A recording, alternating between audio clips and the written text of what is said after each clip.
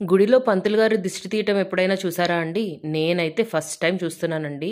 ఈ గుడిలో అంటే మా లక్ష్మీ నరసింహస్వామి గుడిలో పంతులు గారే ఆయన స్వహస్తాలతో హోమం అంతా చేసిన తర్వాత అందరికీ దిష్టి తీస్తారండి.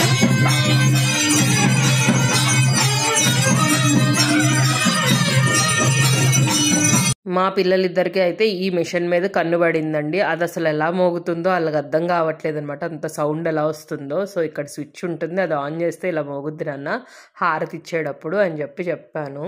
సో హోమం అంతా పూర్తయ్యాక హారతి ఇస్తారండి. హోమం ఎలా చేస్తారంటే ప్రతి ఒక్క జంటని కూర్చోపెడతారు ఎవ్రీడే. వాళ్ళతో హోమం చేయిస్తారు దగ్గరుండి. బట్ మనం కూడా సరౌండింగ్ లో కూర్చోవచ్చు. కూర్చున్న తర్వాత మనతో కూడా మంత్రాలు చదివిస్తారండి. ఆ తర్వాత ఆ రెడ్ క్లాత్ లో మొత్తం అన్ని నవధాన్యాలు వేసేసిన తర్వాత అందరితో చేతుల మీదుగా ఆ హోమగుండంలో పడేయమని చెప్తారు. ఆ తర్వాత ఆ మంటల్లో మన గరిక ఉంటుంది చూసారా, ఆ గరిక పెట్టి అందరికి దిష్టి తీస్తారు. ఆ దిష్టి మంత్రాన్ని కూడా మీరు వినండి.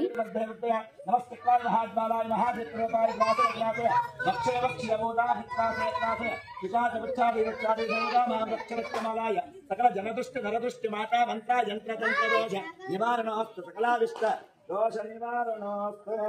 తర్వాత దాన్ని మనందరికీ బొట్టులాగా పెడతారండి ఆయనే.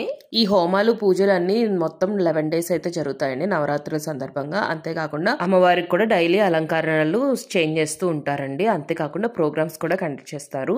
సో ఇవన్నీ మిస్ అవ్వకుండా ఉండాలంటే మన ఛానల్ని సబ్స్క్రైబ్ చేసుకోవటం మర్చిపోవద్దు. బాయ్.